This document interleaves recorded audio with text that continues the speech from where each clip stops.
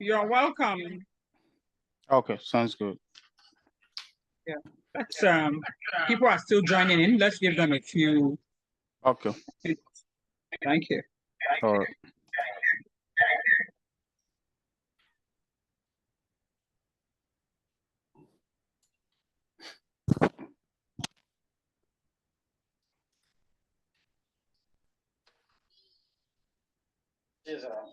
Can you hear me? Yeah, I can hear you. All right. I'm trying to reduce my devices. It's Okay. giving some echoes on this platform. All right. Is it clear enough now? Yeah, sure, I can hear you very well. Thank you very much. Thank you so very much. Okay. So I believe I have to start immediately, right? Yes, I want to thank you. I want to greet everybody and welcome you all to the 3.0 AI and Cybersecurity webinar 3.0, yes, like I said, and hosted by the ICT Directorate of the Federal Polytechnic Nekede, Owerri, in Imo State, one of the best polytechnics in Nigeria. And they're out there, ably led and of course, ably led by the rector, Dr. Mrs. Basilia Ibokwe. She has been the motivating factor behind the learning and the relearning process, skilling and upskilling process in the institution. She has always encouraged us in these regards. We want to officially welcome every one of you on her behalf. She is unavoidably absent, and we want to thank you all for coming on this page. We, at the Federal Polytechnic Nekede, precisely the ICT Directorate of the institution, in collaboration with the Continuing Education Center, we say good morning, good evening, and good afternoon from wherever you are meeting us from.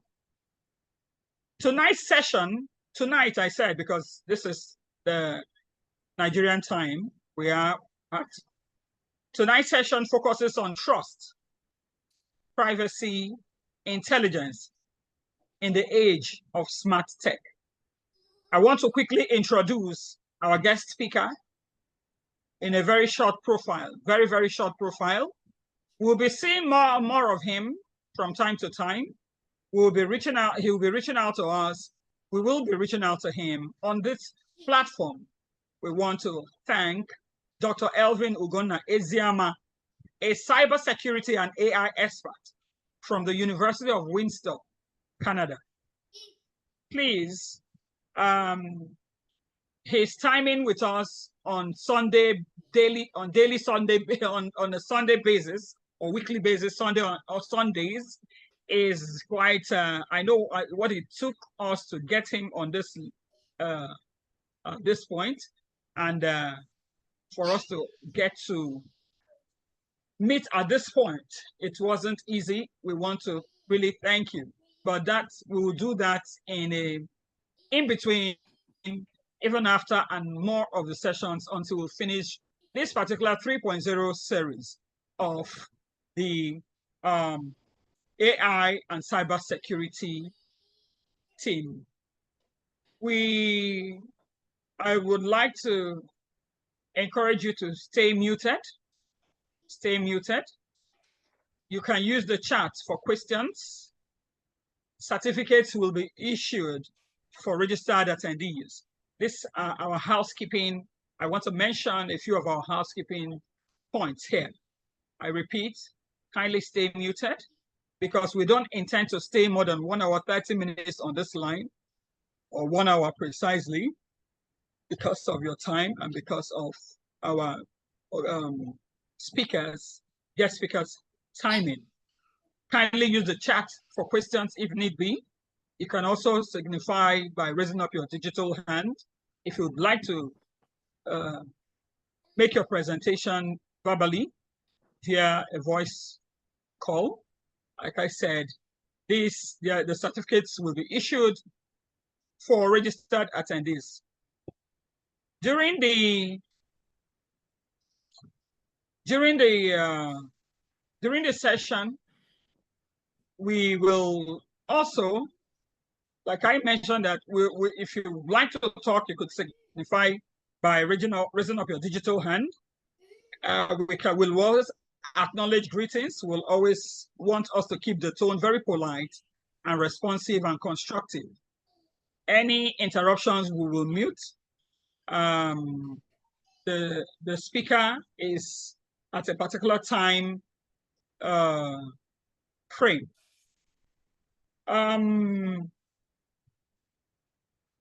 We'll now kick off at this point. But before then, I'd like to check on this chat. The rector is supposed to be here. I don't know if she's here. I would kindly permit me to go through this list to see if our chief host, the rector of the Federal Polytechnic Nekede, Owerri, Imo State, if she is on this call. Kindly give me a few minutes to ascertain this, gentlemen and ladies.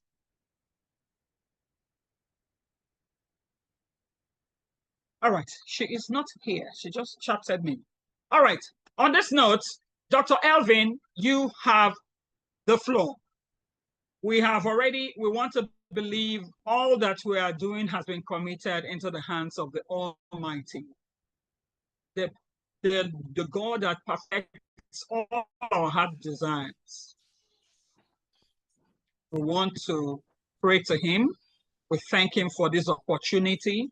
We ask that he helps us. We are here to help ourselves. I am here to learn. You are here to learn from each other. We are here to understand about the new tech skills or the new kid in the block as tech. So we want to ask that God gives us the strength, the grace to understand ourselves, understand what we have come to learn, and then put it into practice for the betterment of this nation, betterment of humanity, betterment of wherever we find ourselves, exhibiting professional and strong professional ethics of the tech. Tech is used everywhere. There's no sector in the society where AI, cybersecurity, knowledge is not needed. I want to stop here. I'm a teacher. We like to talk a lot. On this note, Dr. Elvin, kindly, you take the floor. Take it from there.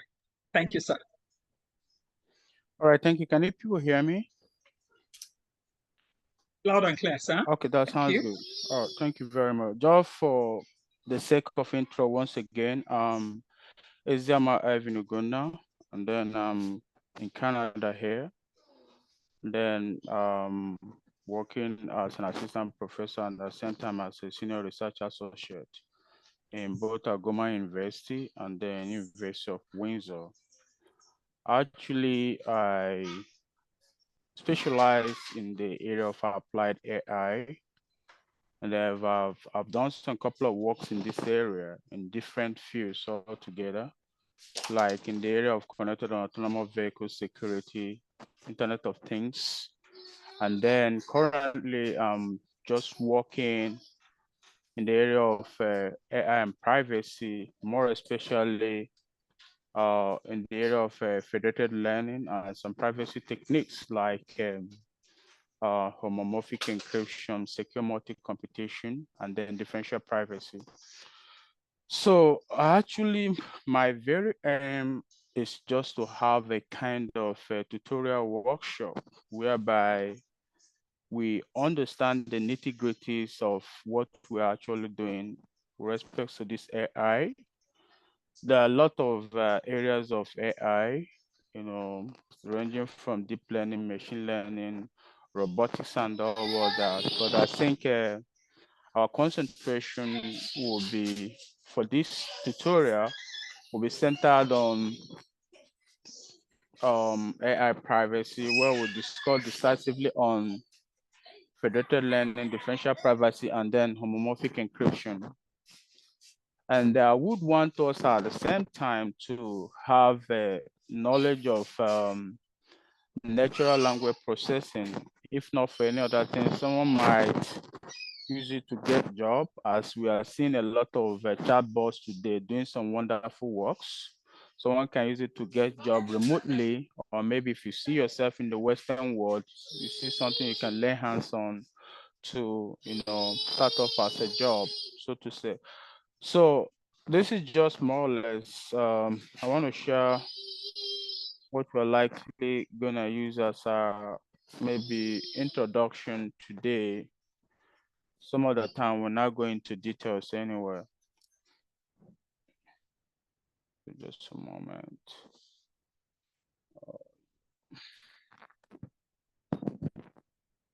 So I don't know, can you people see my screen?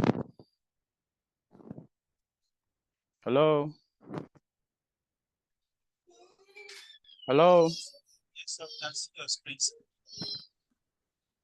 I can't hear anybody. Can you people see my screen? Yes, sir, we can see your screen. Okay, that sounds good. Yes. So, Yes. all right, let me just put it in. Fine. I don't know. Okay. I don't know why this doesn't want to go in the same mode. All right. So like I was saying, topics that I may want us to cover up at the end of this tutorial that I decided that we can be having once in a week, maybe on Sundays. So we are to deliberate on AI privacy and security. And then we're going to talk about explainability in AI. We have a knowledge about natural language processing. This will now give us a kind of background for us to go into large language models, and then we're going to wrap it up with responsibility in AI, where we start talking about the fairness and the ethical aspect of AI. Now, within the sphere of artificial intelligence, like I rightly said, it has a broad areas of interest ranging from the deep learning, machine learning, robotics, and then so many other areas. So to say, even when we start talking about PLC and all of that, so these are all embedded in AI, so to say. Again, like I said, we are to deliberate on all these aspects of AI, of which I believe that these are some of the parts of AI that is very much in vogue today. And then people are actually using it to get something reasonable. And then keep in mind that in the near future, everything will be all about AI. So that's one of the motivations that made me to see how best to bring down whatever knowledge you may have acquired here down to our grassroots, being home. So these are areas of interest that we're going to cover here. Now, the simple question is, based on all these blogs, what are they all about? Maybe for someone that is more or less a novice in the field. Now, coming to the context of explainability in AI, it's actually a way out to make you to have a good understanding of what is happening in the black box. Like before now, we have AI more or less something working as a black box, whereby you have an input and then you wait for the output, so to say. Most of the times you don't know what the input is actually. The input is the in-between, maybe the hidden layer is actually doing. But with the help of explainability in AI, it can actually help you to understand what is just happening in the sandbox. And then in terms of the ethical aspect of AI, the trust in it, and then some possible debugging process. These are where the explainability in AI really comes in. And then some of the tools that we have today that are really doing excellently well in this area is more or less I don't know. Okay. It's more or less the sharp, the lime, and then the silencing map. So this actually gives you what exactly that is happening in the sandbox. So I just want to give a little bit illustration of the, pictorial representation of how this idea of explainability in AI comes in. Let me say that we have a kind of maybe within the neural network architecture, we have maybe a single input, and then from there we have the layers. And then finally, from the layers, we then have an aggregation of the output. So before now, we having had an input, we now be waiting for an output. This one, you now be waiting for an output of what exactly will be giving you, of which here is what we call either you call it the sandbox or more or less the black box, which is more or less the hidden layer. So, but with the help of this explainability in AI, you understand the decision that AI is really making for it to give you the heuristic output. Just one moment, please, just one moment.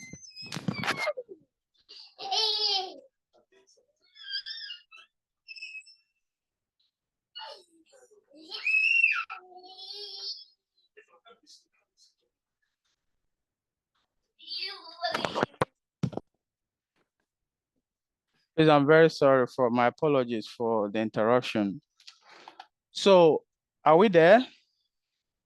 How can someone hear me? Can I hear you? Hello? Okay, that sounds good. All right. Just my apology for the interruption. So like I was saying, the idea of explainability in AI really comes in by helping us to know what is just happening under the hood, or maybe a kind of this in black box in the system. Like I said, some of the tool sets that we can actually use in doing this, maybe when you must have built your AI model, for it to incorporate the idea of explainability in it,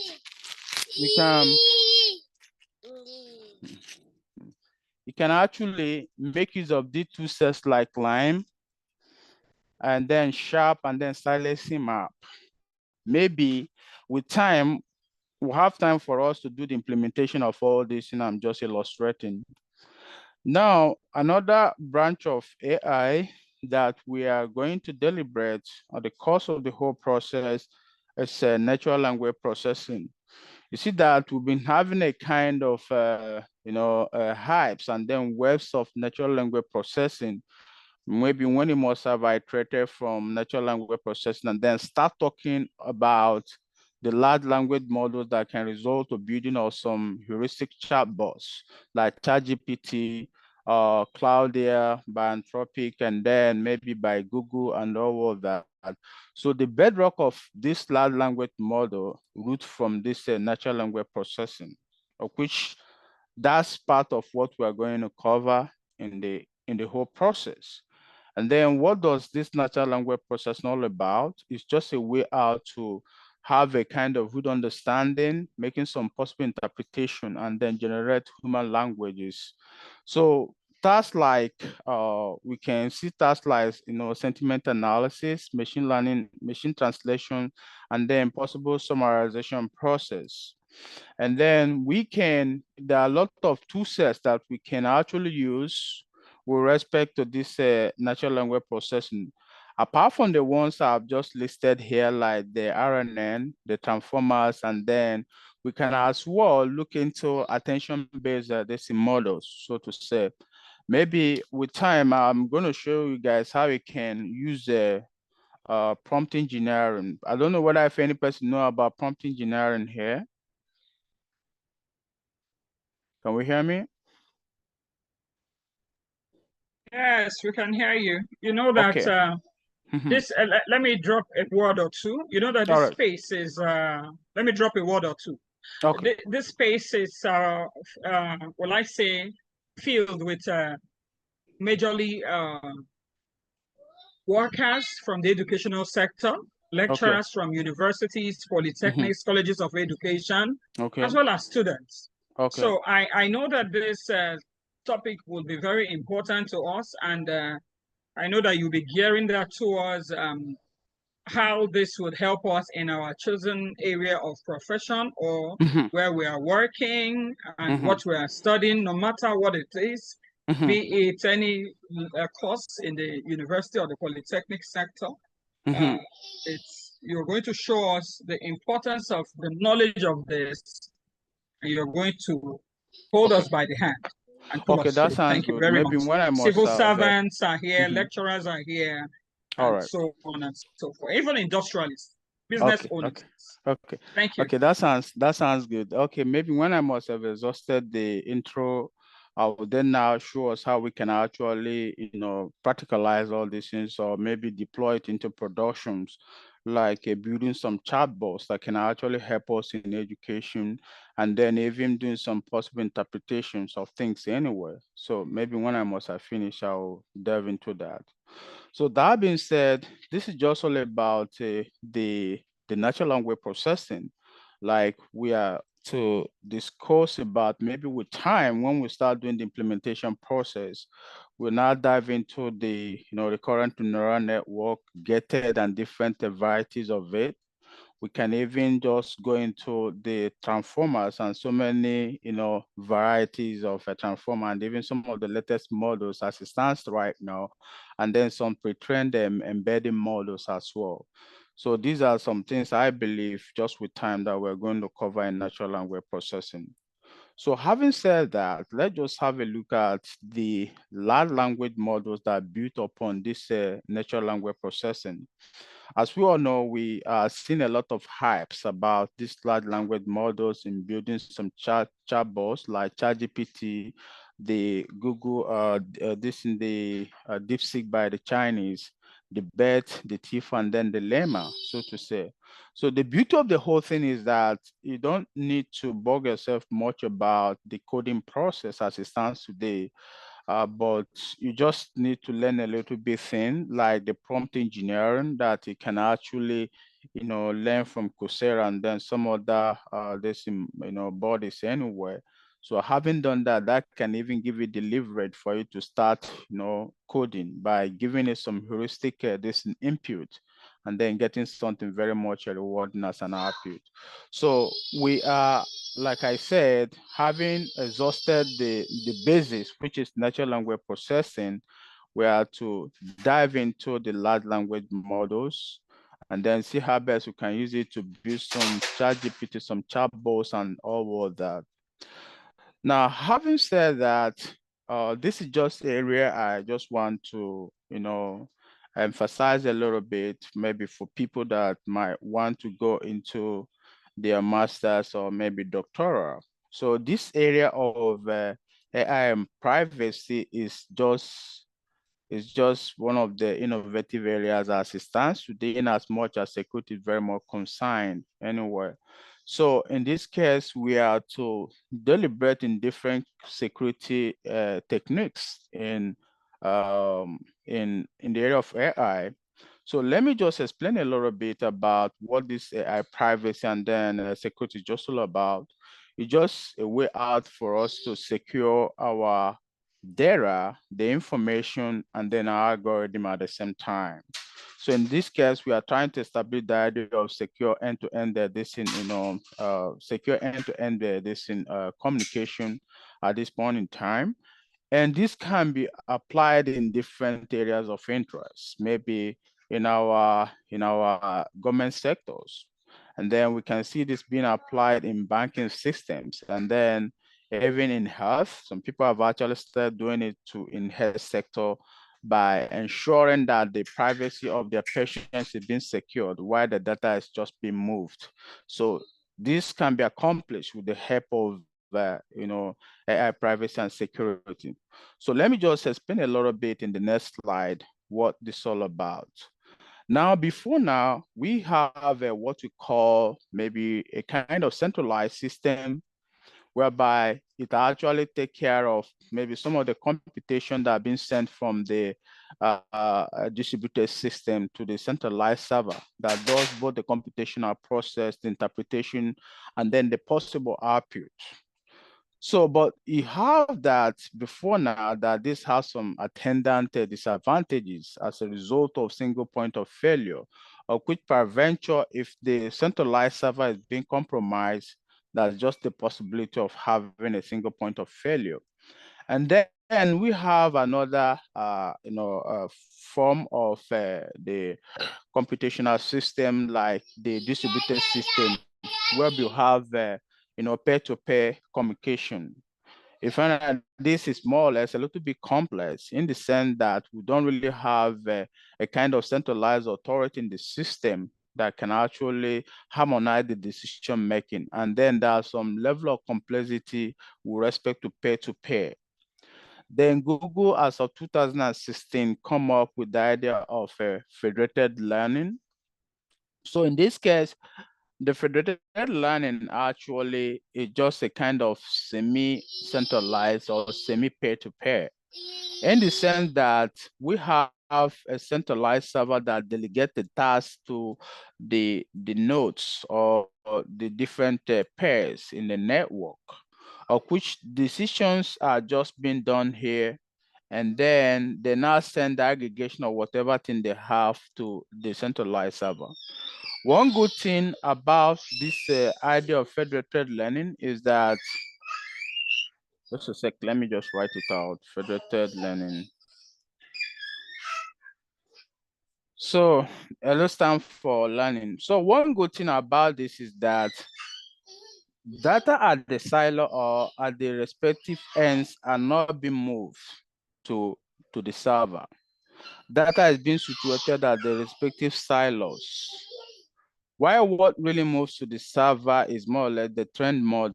So in this case, we are actually preserving the security of our data without shifting it. So in this case, we are not shifting the data, but we shift the training model.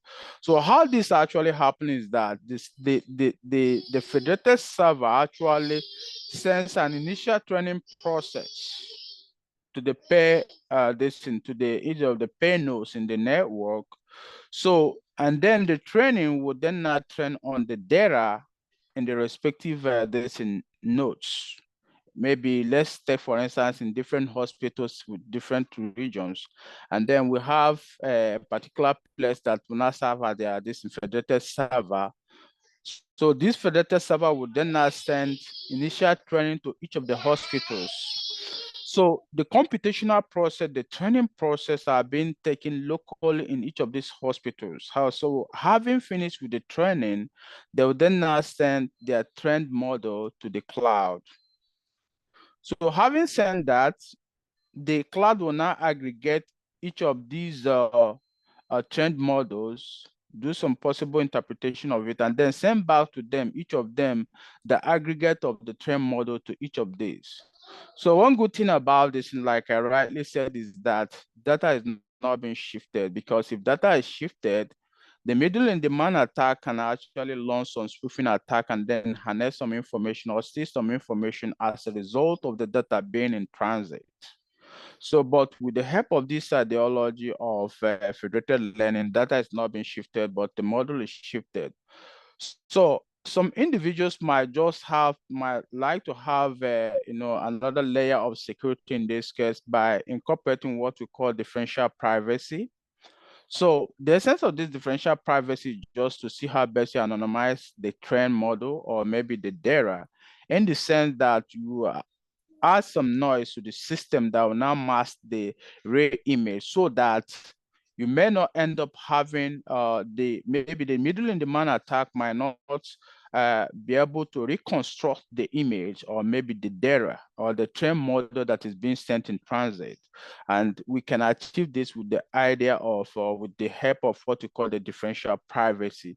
Maybe with time we are to, give a detailed explanation about some of this terminology and what they're all about.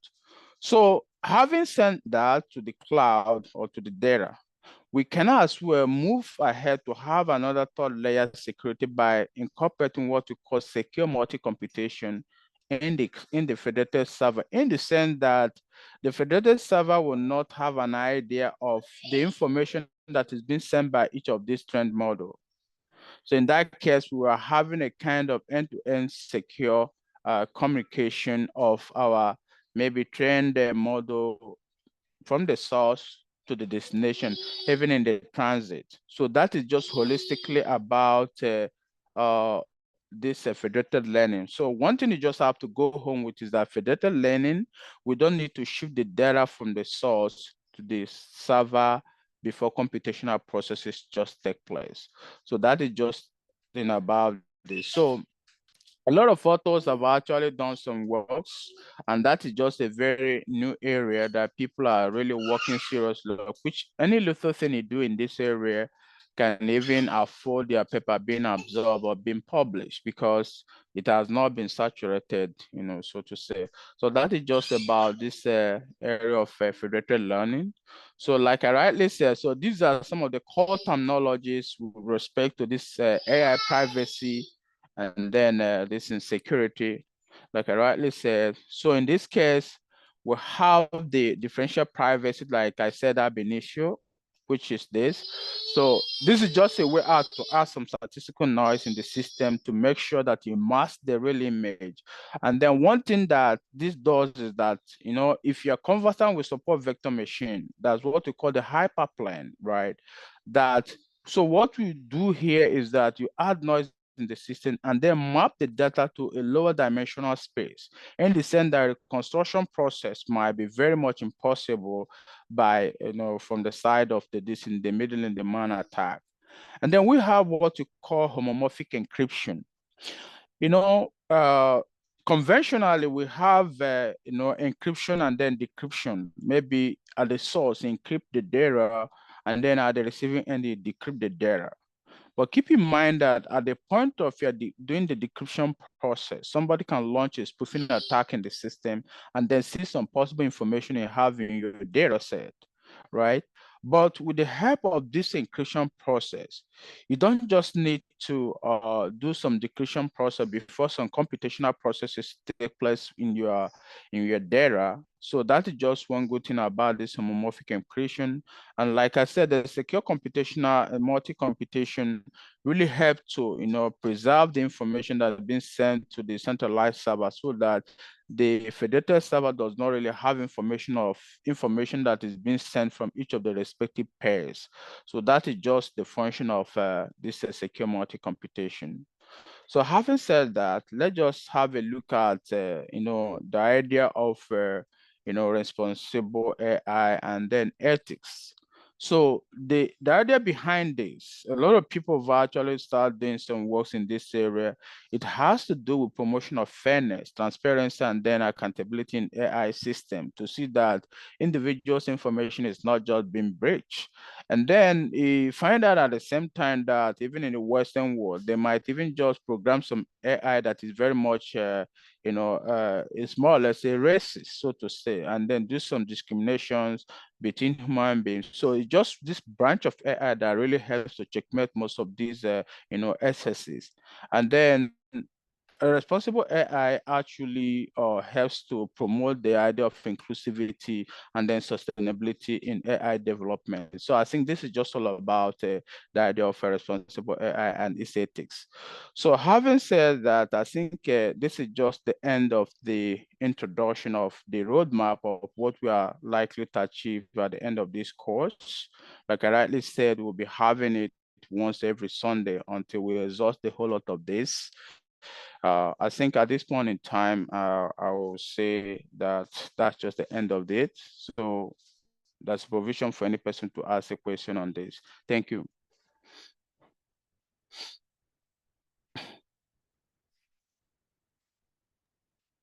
All right. Thank you so very much, Dr. Elvin Ugonna, Eziama, for such an insightful short section. Like when I had a discussion with you, you mentioned that you would be having this session with us every Sunday by 8 o'clock, and it will run for a few weeks. So, and like you rightly said, that today is an introductory part of why we are gathering here, or we will be gathering here every Sunday by 8 p.m. every day, Nigerian time.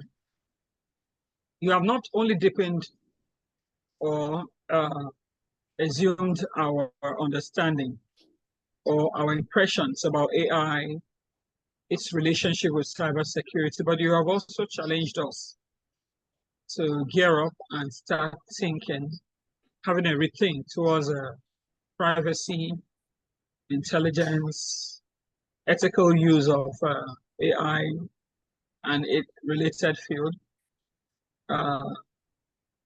protecting data in AI applications, preventing unauthorized accesses. You've really assumed our thoughts in this. To everyone who joined, thank you for your time and energy and participation.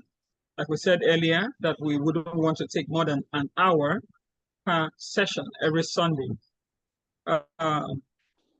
On this note, we would like to ask if there's any question or any comments from anyone, so that I'm trying to go through the chat session to see if there is any question. I am seeing persons dropping their names. Yes, there is a link shared. Kindly fill the link and have your details from there. Someone from Delta State Polytechnic, Nekada Federal Polytechnic, Babcock University, Department of Computer Science, you're welcome. Felix, we want to thank you. Somebody is asking, Dr. Elvis, are you with me? Yeah, I can hear you loud and clear. Are you with us, sir? Yeah, I can hear you. The person is, all right, the person is saying, can we get the slides? Another person said, thank you, Doc. All right, thank you, Doc. More light on AI in threat dictation by Chikamso Madubuike, by Felix from Babcock University. He said, can we get the slides? Thank you very much. A lot of people are appreciating you. Mr. Prince Sunday from Federal Polytechnic Nekada is here too. Somebody is Eziama Odeme from Elvin University. Mine is to say thank you, sir. And the Federal University of Technology, Owerri. Okay, you're welcome. He said he's doing his PhD in information technology. All right, we wish you well and keep an eye on this series. I know we will learn it too, the one or two from it. Dr. Sahid Oladimiji, currently the HOD of Computer Science Department, Federal Polytechnic Nekada, you're welcome, sir. Muhammad Hamid, College of Education, Birili, Department of Mathematics and Computer Science, you're welcome. Library Science, Usman Danfodio University. Wow, this is all over Nigeria. We want to welcome you, Jagabar Abdullahi. You're most welcome. We want to thank you so very much. Samaila Mahmoud. Somebody is saying, throw more light on how to control noise during hyper tuning. Throw more light on how to. I hope you're picking up this point, Mr. Elvis, because I wanted to run through so that you take all at once. If that is okay by you, you can still scroll through the chat section and pick them at your pace and answer at your pace. If you're ready for that. If you'd want it to be discussed in the next session, you still go ahead and let us know. Also have from Paul University, Oka, Department of Computer Science, Chikamso, you're welcome. University of Oka, Benwanko, thank you so very much. Abdullahi from Federal University of Kashiri, the HOD of Computer Science, Gombe State. You're most welcome. Computer Science Department, University of Abuja. Thank you, Dr. Kambi. Dr. Nonye from Alvan Ikoku University of Education. Interesting lecture, thank you. We also have Dr. Kudarat Abiola Adegoke, Usman Danfodio University. You're most welcome, ma'am. The National Secretary for PEDEF. It's a professional group on AI. You're most welcome, my leader. And thank you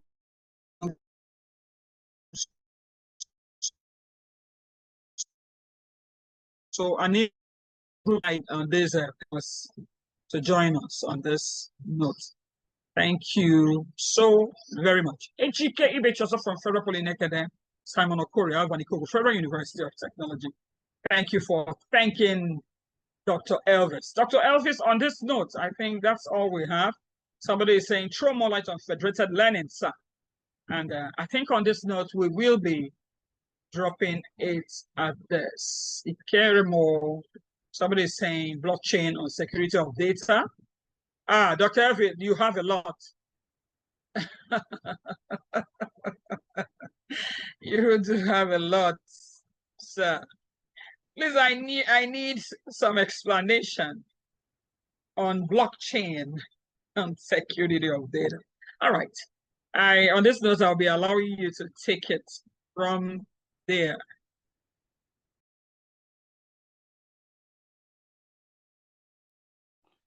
Yeah, can you people hear me? Hello? Yes, Hello? yes. Okay, Okay, that yes. sounds good. So, the very first question, I think, is just about how you can actually denoise or maybe reduce noise, right? So I think it all depends on the context of AI and then what exactly you're doing anyway. Maybe if you were to talk about something like image noise, you can make use of two sets like denoising convolutional neural network. You can as well make use of some diffuse models in AI to do some possible denoising techniques. And then some people who've actually started adding some statistical models in the noising process and even filtering process and smoothing. So in that case, I don't know whether if you know about Karma or filter. So these are some tool sets that you can actually use in, removing noise in the system and at the same time smoothing or doing some fusion processes. So I don't know whether that really answers your question with respect to the noising process.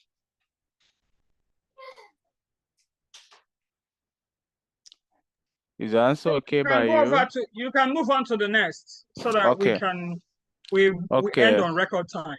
Yes. So what's the next one? If it's not clear enough, the question can be repeated on on the same page. So someone mentioned about federated learning, that just want to have a good understanding about federated learning. So let me just explain a little bit. Like I said, federated learning was just established as of 2017, if I'm not mistaken. And then the essence of it is just to see how best we actually incorporate some layer of security or layer of protection in both our data and then at the same time our algorithm. So just like I rightly said, conventionally before now, we have a centralized server, and then we have pay-to-pay and all of that. So each of these, models or hybrids do really have some attendant disadvantages. Like the centralized server can actually result to a single point of failure, of which we all know, just in case maybe it's just been compromised. And then pay-to-pay is that you don't really have a centralized authority in that regards, and then each of them is just an authority on its own, of which they really find it difficult to come up with a general conclusion or making a kind of heuristic decision in the network, of which to coordinate the whole lot of it might be very more complex, so to say. So Google now comes in with something in between that is more or less semi-centralized or semi-peer-to-peer. And that comes the idea of federated learning, whereby the tasks are being delegated from the federated server to the silos or to the pairs in a network.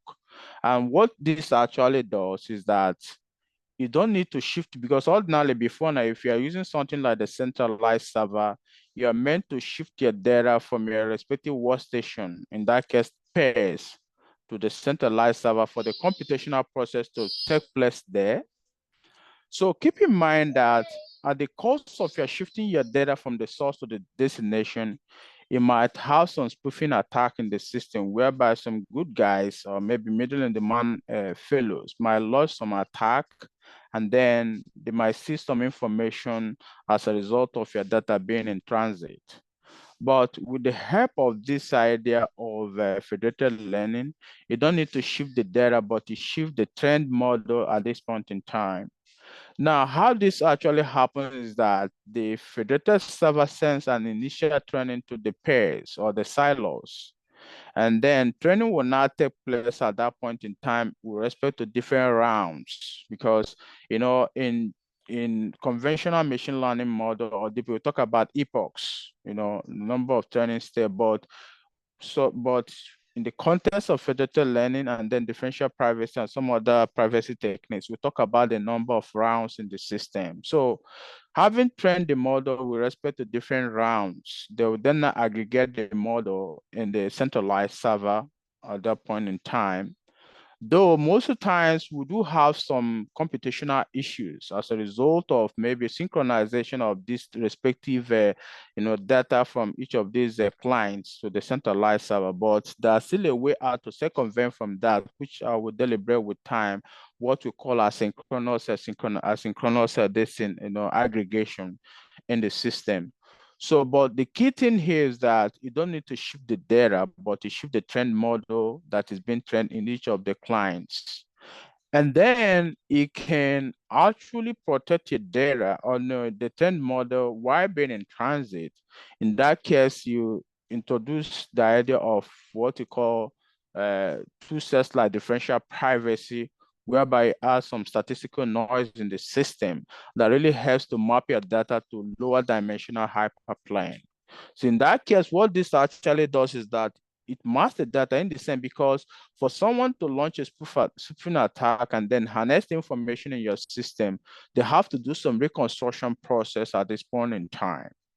But then masking your data in the sense that the spoofing guy might not have information about the composure of the data set of the trend model. This will actually help your system or the trend model to be, circumvented from being attacked at this point in time, because the whole system has been masked. So having sent this up, because you send from the source to the destination, at this point in time, your trend model is at rest, have in transit and then at rest. Though being at rest, it's just been in the clouds. So you can as well have a third layer security. So that is where the secure multi-computation comes in, of which the information that is carried from the information that the trend model is carrying might not be revealed to the federated server. And you can achieve that with the help of what you call secure multi-computation. So you can read more about that. So this is just generally about, all about federated learning and what it's just all about. But just when we start doing something, we can see branching in so many areas of interest. But holistically, this is just all about what federated learning is all about. So I don't know whether if there's any other question, if I may. So which one is okay? Okay. Okay. The thing is that somebody mentioned about blockchain. Yeah, actually, blockchain is just some people have actually started integrating the idea of this federated learning and blockchain in the system, but I've not just explored well in maybe integration of a blockchain with respect to federated learning. But all I know is that it's still a way out to add some layer of security in the system, So that's just what I can say on that for the meantime. So I think that's just all about the question I'm having here anyway. Thank you. All right, thank you very much. We wouldn't want to take more of this, your very precious time you were able to give us on this note. Please, if you haven't filled the form, you do well to do that. A recorded version of this webinar will be made available to all registered participants. And to everybody who joined, thank you for your time, your energy, participation. Yes, somebody said, can we get the slides? They've asked again, Mr. Elvin. Yeah, I will send it to you, Doc. I'll do that. I'll send it to you. All right, we'll share Okay. to your emails. You're registered for those that are registered for this. We thank you, our dear speaker.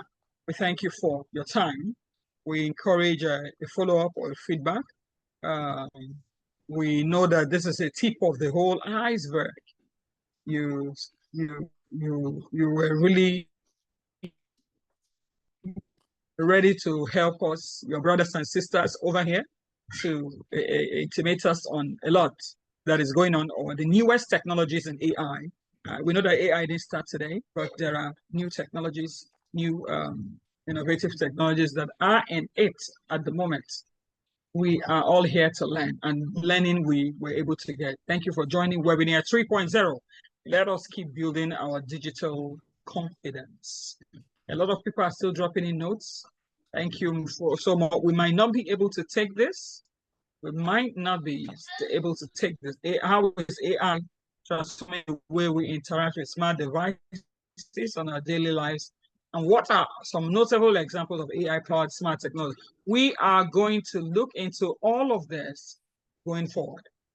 Our speaker has talked about meeting with us every Sunday. We will come back into this space. We'll meet again, same time, same platform next week. And we will be able to, some of these questions, you can bring them down, you can write them down, you can keep them. He will be doing justice to it. And by next week, if you want to have if you'd want to also have a time slot to talk, you can tell us. We can give you, you can talk to us. You can also drop in ideas. Like I told you, Mr. Elvin, we really need you to understand your audience. Your audience are not, they are not really, most of them are not coming from a very informed point of view, AI, cybersecurity informed point of view. We are freshers, we are babies, we are new. So you take it a little bit easier on us. Yes, from the unknown, from the known to the unknown. So on this note, Mr. Elvin, thank you so very much. We'll be wrapping it up here, and we're saying good night, we're saying good morning, we're saying good afternoon from wherever you are meeting us. All right. Cheers, That sir. sounds good. Thank See you guys some other time. Thank you. All right.